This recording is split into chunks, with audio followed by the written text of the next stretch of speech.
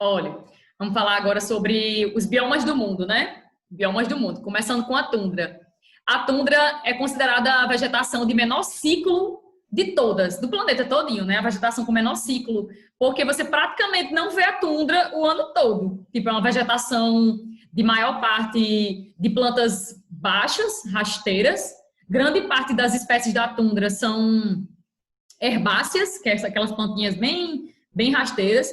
Predominam musgos, líquens e várias outras espécies de plantas herbáceas, rasteiras. E o solo da tundra, ele passa praticamente 10 meses, o ano tem 12, né? 10 meses do ano o solo está congelado. Assim, o frio é tão intenso que geralmente a média de temperatura anual é em torno de -6 graus Celsius. Só no verão que fica variando, no curto verão, né, dessa estação, dessa região polar aqui, a temperatura ela pode atingir 10 graus. Aí é quando ocorre ali o degelo do solo, descongela, você consegue ver a vegetação, mas não é uma vegetação exuberante e tem uma certa, como é que eu posso dizer, regrinha.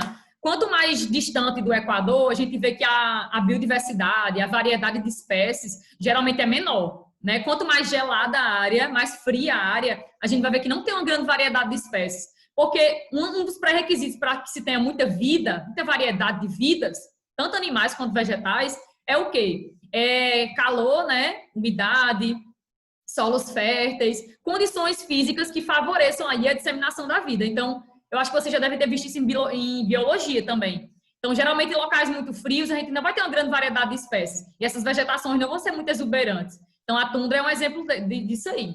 Né? Uma vegetação que está presente numa área de um clima muito rigoroso, muito frio, né? Frio o ano todo. O solo congela praticamente o ano todo, está congelado o ano todo.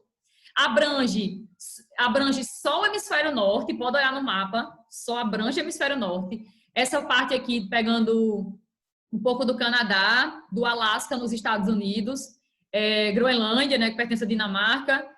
Aí pega aqui esses países da Escandinávia, né? Finlândia, Noruega, Suíça. Aí pega aqui... Suíça ou é Suécia? Será que eu estou confundindo? Esse aqui um fica na parte central. Suécia, confundi. Suíça é o que fica na parte central da Europa. Suécia. Aí pega aqui a Rússia, né? A parte da Sibéria, que é a área mais fria da Rússia. É a área da Sibéria. Enfim, abrange toda essa região aí de um clima polar, né? Frio polar, bem gelado. Aí outra grande dificuldade desse bioma é o permafrost, né? O que é o permafrost? Que é o solo congelado, que eu já falei, na verdade, mas tem esse nome. Permafrost, já ouviram falar, né? Que é o solo congelado. O solo congelado, ele dificulta o desenvolvimento ali das plantas, né? O aprimoramento ali das raízes das plantas, ele dificulta isso, porque é necessário que se tenha calor. Então, o permafrost é um dos pontos negativos desse bioma também. Deixa eu ver se falta mais alguma coisa. Aí pronto. Aí tem uma imagem aqui, deixa eu mostrar para vocês verem que a vegetação da tundra é uma vegetação ralinha. Deixa eu ver. Você só vê a tundra basicamente no curto verão dessa região aí do hemisfério norte, né? O verão para eles, no caso, é quando é inverno para a gente, na metade do ano, né? Junho, julho, agosto. É que eles vão ver aí um esboço do que seria a tundra. Tá vendo aqui essa imagem, ó? Aqui é a tundra. Grande parte do ano ela tá assim, ó. A tundra tá assim, nessa primeira imagem, como nessa primeira imagem. 10 meses do ano ela tá com praticamente o solo congelado, a vegetação tá ali com a cobertura de gelo em cima dela. E no verão, no curto degelo do verão, você consegue ver um pouco aí do que seria a vegetação mesmo da tundra, né? Que é uma vegetação com plantas, em suma, plantas herbáceas, né? Com porte pequeno, baixo. Com a predominância de musgos, de líquens e de outras plantas menores. Agora, deixa eu voltar para ali. Vamos ver um pouquinho sobre a floresta de coníferas. Floresta boreal, floresta de coníferas. Sim, outra coisa, para não deixar esquecer. A tundra, ela atinge essa região de latitudes mais altas, né? Latitudes mais elevadas. Latitude na distância em relação à linha do Equador, não é isso? Varia em graus. De 0 graus na linha do Equador até 90 graus norte e até 90 graus sul. Então, está dentro de uma área de latitude mais elevada, em torno de 60 graus a 75 graus de latitude norte. Pronto. Enquanto esse outro bioma aqui, essa outra vegetação, que a vegetação é o principal elemento, né? A principal característica de um bioma, que define um bioma. Então, por isso que eu estou chamando de vegetação. Mas esse bioma aqui, chamado de taiga, chamado também de floresta boreal. Boreal vem de norte, né? Porque atinge a região norte. E floresta também de coníferas. Coníferas porque grande parte das espécies tem um formato de um cone. Sua copa é em formato de um cone. E não é em formato de cone... Eita, tô fazendo cone, não. Não é em formato de cone à toa, não. A copa das plantas. Alguém sabe dizer por quê? Tipo o pinheiro. O pinheiro ele não tem o formato de um conezinho. É por conta da neve. É por conta da neve. A neve cai e as folhas vão amortecendo. É a mesma coisa que acontece nas casas dessa região aí. Isso. Eles também fazem aquela... Mas que aqui a gente imita, né? Aqui a gente imita. É, mas na região sul. Não tem sentido, é. Mas tem aqui também, minha filha. Tem. O povo gosta de fazer casa que nem nessa região aí de floresta temperada, de taiga, enfim, eles adoram essa região temperada. Aí sim, enquanto a tundra, ela atinge uma área de latitude já bem elevada, né, de 60 a 75 graus, a taiga, ela tá numa faixa aí de 55 graus de latitude norte, atinge essa região aí norte do planeta, certo? Hemisfério norte. Ela abrange um pouco aqui, um pouquinho de nada, Estados Unidos, aí pega aqui Canadá, pega o Alasca dos Estados Unidos, óbvio, aí abrange aqui também alguns países da Europa, sobretudo esses países aqui mais ao norte da Europa. Aí pega também grande parte dela, né? A maior parte da taiga está dentro da Rússia. A maior parte. A maior extensão dessa floresta está dentro da Rússia, da taiga. Mas o país que mais devasta, que mais vem devastando, na verdade, a taiga para a produção de papel e celulose, por incrível que pareça, não é a Rússia. É outro país aí. Alguém sabe dizer? Sim, ela também está presente aqui, na Ásia. Também abrange, vai até o Japão, um pouco dela. Sabe dizer qual é o país que mais devastou a taiga até hoje? Que mais vem devastando para a produção de papel e celulose? Será que é a Rússia? Que mais produz papel jornal no mundo todo. Que mais produz papel jornal, que mais comercializa o papel jornal no mundo todo, esse país. E é o que mais devasta, vem devastando a taiga. Hoje em dia, esse país vem reflorestando para ver se eles conseguem produzir cada vez mais papel e celulose. É esse aqui, ó. Canadá. É o Canadá, o país que mais vem devastando ao longo do tempo a taiga, a floresta de coníferas. Aí sim, deixa eu ver se falta mais alguma informação. O clima. Qual o clima dessa região desse bioma? É um clima subártico. A gente chama subártico. O clima subártico é aquele clima que fica entre duas zonas. A zona polar, bem fria, e a zona temperada. O subártico ele fica nessa zona aí de transição. Mas ele tem mais características do temperado, digamos assim, mas ele está nessa zona de transição, de temperado para muito frio, para polar. Subártico, está dentro de uma área de subártico. Aí está dentro de uma área de baixa precipitação, baixa umidade. Geralmente no inverno o solo chega a congelar também nessa região da taiga. Aí as plantas, a gente vai ver que elas têm as folhas, né? Elas têm uma superfície pequena para tentar evapotranspirar menos, né? Para que elas consigam reter mais água, passar mais tempo ali, principalmente no período do inverno, que a umidade baixa, geralmente. E aí o que é que acontece? Elas têm que reter água o máximo possível. Outra característica é que essas plantas elas também contam com uma película cerosa para tentar limitar a perda de água por transpiração e armazenar mais água possível na espécie, né? Outra coisa. Cadê? Sim, suas espécies são em formas são aciculifoliadas. Aciculifoliada quer dizer o quê? Que é em forma de agulha, né? Forma de agulha. Mais. As principais espécies desse bioma são o pinheiro, que na verdade é aquelas árvores de Natal, né? Eu acho que o pinheiro é a cara da taiga mesmo. Um exemplo de taiga que a gente poderia... algo mais parecido com o pinheiro que a gente tem no Brasil são a mata de araucárias, né? Também são chamadas de matas dos pinhais, que ela tenha uma configuraçãozinha parecida com a taiga. Então, o pinheiro é uma espécie predominante na taiga, assim como o cipreste e o abeto. Vou mostrar já a imagem para vocês verem um pouquinho da taiga. Aí pronto, aí tem dizendo aqui que é um dos biomas, tem dizendo aqui, na verdade, em todo canto que você for ver, você vai ver que é um dos biomas que mais vem sendo degradados para a produção de papel e celulose, né? E um dos países que mais produzem aqui, no caso, é o Canadá, mas também a Noruega, Dinamarca, também exploram bastante. Deixa eu vir para aqui, mostrar uma imagem da taiga.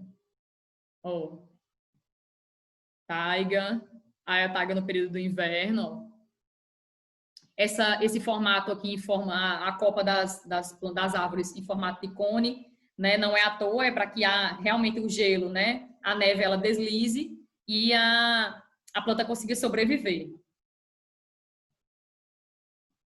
Olha aqui no verão como é que fica. Linda e maravilhosa.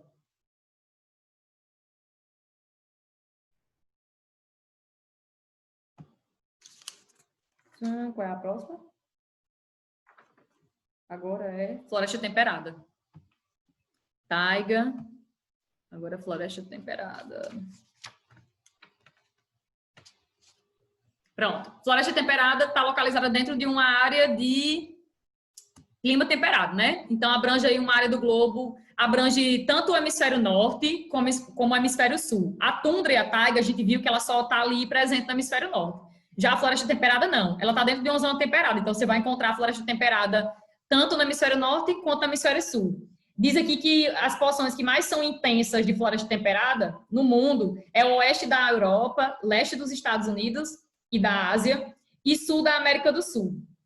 Regiões que são influenciadas pelo clima temperado e frio. Pode observar aqui, né? A área que está localizada. Aí outra coisa, essa floresta, esse bioma, ele está dentro de uma área onde existe uma grande amplitude térmica anual, né? Ou seja, é uma vegetação que ela consegue sobreviver aí a uma temperatura máxima, geralmente, que fica variando de 30 graus no verão, para uma temperatura que pode atingir até menos 30 graus, né? Aí no período do inverno, ficar muito frio. Então, ela consegue sobreviver a esses extremos. É uma vegetação e uma fauna também que consegue sobreviver a esses períodos aí bem díspares, né? Bem diferentes. De muito frio e de muito quente. O que mais? Os seus vegetais eles são caducifoliados. Os vegetais são caducifoliados. As folhas, elas têm a característica de ser folhas caducas. Elas caem, elas caem, são chamadas de decíduas também. Elas caem nos períodos de inverno e outono. E aí, essas folhas que caem... Lembra da música de Sandy Júnior? Outono é sempre igual, as folhas caem no quintal. Vixe, pariu, meu Deus do céu. Um canto ruim, péssimo. As folhas caem no período do outono, né? Geralmente, a música de Sandy Júnior já dizia pra gente que as folhas caem no período do outono. Mas quando o Sandy cantava aquela música dizendo que as folhas caem no outono, ela estava considerando o que exatamente? Estava considerando principalmente uma imagem, uma vegetação assim bem bonita, bem exuberante, tipo a vegetação de uma floresta temperada, onde você vê que o período do outono, geralmente a vegetação ela ganha um aspecto bem colorido. Varia de vermelho para laranja, fica um pouco amarelo, enfim. E aquela vegetação que começa a cair no período do outono para tentar armazenar a maior quantidade de água possível, porque o inverno vai ser rigoroso, ela precisa reter água, então as folhas já começam a cair no outono. Aquela vegetação ela vai caindo e vai, de certa forma, contribuindo para dar uma fertilidade aos solos. E geralmente os solos dessa região de floresta temperada são solos com elevada fertilidade. São solos geralmente escuros, que têm elevada fertilidade. E uma das coisas que fazem com que esse solo tenha uma elevada fertilidade é que a vegetação ela contribui para isso, né? Vai caindo ali nos períodos do outono, principalmente, para sobreviver, mas também dando fertilidade, né? Sendo ali uma adição para aquele solo. Deixa eu ver se falta mais alguma coisa. No outono, as folhagens se tornam muito coloridas, já falei isso. Outra coisa, a floresta temperada, você pode encontrar 4 estratos diferentes nela. Você pode encontrar estratos, tipo, quando você tem mais de um porte simultâneo. Você pode encontrar aí espécies com porte mais elevado, você pode encontrar árvores, é uma floresta, né? Óbvio. Árvores, você pode encontrar espécies rasteiras, herbáceas, arbustivas também, né? Diz aqui, ó, você pode encontrar 4 estratos diferentes, coníferas, árvores com folhas largas e caducas, até arbustos, plantas herbáceas e alguns musgos. Vocês podem encontrar tudo isso dentro da floresta temperada, ou seja, é uma floresta muito dinâmica, assim, nesse quesito de porte da vegetação. Deixa eu ver outra coisa que falta. Ana Beatriz, Oi. esse negócio das cores das folhas, porque elas podem ir ficando mais avermelhadas, alaranjadas, né? Aquela da questão do Enem. Porque pode Certeza. perguntar se aquela planta, quando ela fica daquela cor, ela perde clorofila ou não, porque é o que dá a tonalidade verde, né? As plantas, Exato. aí ela vira. Pode Mas não associar, perde, né? é porque tem mais de outras pigmentações, tá entendendo? Continua com clorofila, só que tem mais das outras. Vamos saber, né? Interessante, bom saber. Vai me dizendo essas coisas de biologia, me lembrando. Mas pode ser que eles associem, né? Façam questão associando a geografia com a biologia. Pode ser isso aí. Isso é vero. Aí sim, nessa parte finalzinha tá só explicando o quê? Geralmente floresta temperada tá dentro de áreas que são muito povoadas, né? Eu não sei se vocês já ouviram falar, mas na Europa existem poucas extensões de florestas que são originais ainda. Tipo, poucos remanescentes de vegetação original existe na Europa. A Europa é um dos continentes mais habitados, né? Tipo assim, é um continente pequeno, mais habitado não. Eu tô dizendo assim, no quesito de ser um continente muito pequeno e um continente cheio de gente. Então, tá dentro da área do Velho Mundo, né? O Velho Mundo que tem as primeiras áreas de ocupação humana, que é a África, a Europa e a Ásia. Esse que é o Velho Mundo. Ou seja, o homem teria surgido aí, a gente sabe que o homem teria surgido na África, depois o homem teria migrado aqui para a Ásia, para a Europa, e aí depois, há mais ou menos, tem várias teorias que explicam isso, mas enfim, tem uma teoria que é mais aceita pela ciência, que vem muito livro didático, que é a teoria do Estreito de Bering, que fica aqui, né, entre a Ásia e a América. Em um período, há 14 mil anos, em um período de era glacial, onde o oceano aqui, ele congelou, o Pacífico congelou, criou-se uma passagem da Ásia até a América, e o homem teria chegado na América. Mas já tem umas outras teorias aí rolando, né? Saiu até uma notícia esse ano, acho que foi esse ano, dizendo que foi encontrado ossos de hominídeos bem antigos aqui já na América, que talvez essa mudança muda aí essa teoria do Estreito de Bering. Enfim, mais antiga ainda do que a teoria do Estreito de Bering. Então, isso é uma coisa que pode ser mudada futuramente, né? A história está em constante transformação, assim. A partir do momento que a gente estuda e verifica, começa a verificar fatos, podem ser que algumas coisas vão mudando. Mas, enfim, porque a gente sabe que a Europa é um local de ocupação antiga, é isso que eu quero dizer. E é um local densamente povoado. Então, a floresta temperada, ela vem sendo muito devastada ao longo do tempo. É um dos biomas mais devastados do mundo, né? É um dos mais devastados de todos, por causa da intensa ocupação, por causa também da Revolução Industrial, da expansão urbana, enfim, que promoveu uma devastação dessa floresta, desse bioma.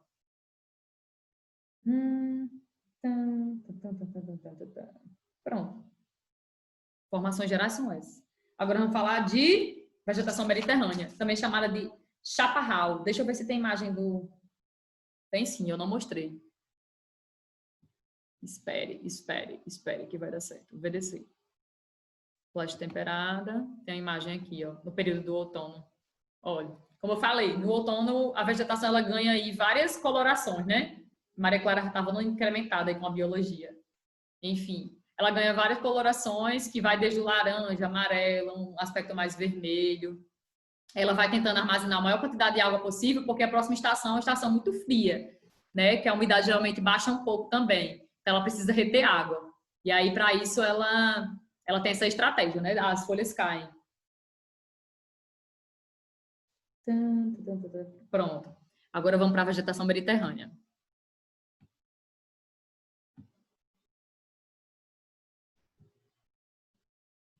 Vegetação mediterrânea. Ela não é encontrada, como muita gente pensa, só nessa região próxima ao mar Mediterrâneo. Porque o povo pensa, vegetação mediterrânea, eu só vou encontrar ela na região do Mediterrâneo, do mar Mediterrâneo. Não. Você vai encontrar ela também em outras partes do mundo. E tanto encontra no hemisfério norte quanto no hemisfério sul, certo? Ela não está restrita só ao hemisfério, não. Você vai encontrar nos dois. Aí a gente encontra mais ela onde? O livro destaca aqui áreas onde a gente encontra mais. Na proximidade do mar Mediterrâneo, na Europa, óbvio. Pode olhar aqui, ó, verde, tudo verde, ó, ao redor do mar Mediterrâneo. Pegando aqui a África, pegando a Europa, e aqui um início aqui de Ásia também. Aí pega também cadê? Califórnia, nos Estados Unidos, Chile, aqui na América do Sul, África do Sul, na África, e Austrália. Ela também está presente na Austrália. Aqui, né? E aqui é a Califórnia, o estado da Califórnia, nos Estados Unidos. Essa parte oeste. Pronto. E esse pontinho verde aqui, esse tracinho verde é no Chile, aqui na América do Sul. Aí, características da vegetação mediterrânea, o chaparral. É uma vegetação que ela consegue sobreviver a um verão seco e a um inverno úmido. Tem essa característica, o verão ser seco e o inverno, porque geralmente é o contrário, né? Geralmente a gente tem o verão mais úmido e o inverno mais seco. Mas aqui nesse tipo de vegetação, o clima é diferente. O verão é que é mais seco e o inverno ele é mais úmido. Aí outra coisa, está presente numa área de latitude que varia entre 30 graus e 40 graus de latitude, tanto para norte quanto para sul. Você pode encontrar, ou seja, numa área meio que intermediária, né? Dentro da zona tropical, em suma. Geralmente está dentro de uma zona tropical. Mas a gente também encontra nessa zona aqui mais dentro da zona temperada. Ela varia entre 30 graus e 40 graus. O que mais? O clima, já falei. O inverno é ameno e chuvoso, já falei também. As características climáticas citadas favorecem o desenvolvimento de uma vegetação composta por pequenas árvores, distantes umas das outras, bosques de árvores de folhas duras, esclerófilas, e a vegetação original foi bastante alterada, muitas vezes substituídas por plantações de oliveira e de videiras. São áreas também de ocupação humana, né? De grande ocupação. Então, também é uma vegetação muito que sofreu, que vem sofrendo aí uma certa devastação por causa de atividades humanas, sobretudo para a agricultura. Eu acho que não tem imagem, tem sim a imagem representando. Espera aí. Tá aqui em cima.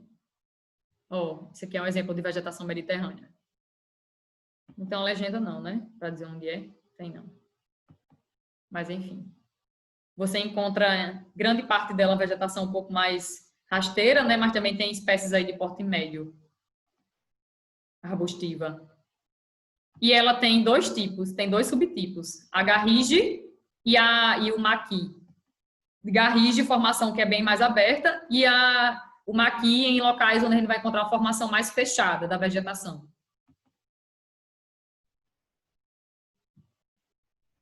Agora vamos de estepes e pradarias, né? Estepes e pradarias. A diferença entre elas duas é principalmente por causa da área de localização, por causa do clima, certo? Mas geralmente você encontra estepes e pradarias em áreas onde o relevo ele é mais plano. Você vai encontrar estepes e pradarias em áreas de planícies, geralmente você encontra planícies, né? Nessas áreas o relevo planície nas áreas de estepes e pradarias.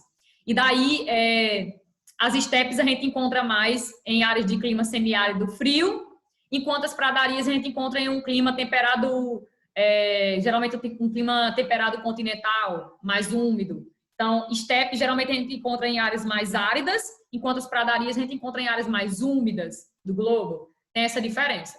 Se você, por exemplo, se a estepe ela tivesse numa área um pouquinho mais úmida, você dizer, vixe, não seria mais estepe, já seria o quê? Uma pradaria, certo? Já seria uma pradaria. Tem até aqui no livro de vocês, olha. Com um pouco mais de chuva, a estepe seria classificada como uma pradaria, e um pouco menos de chuva, se a área de estepe fosse árida mesmo, que a gente geralmente encontra estepe em área semiárida, se fosse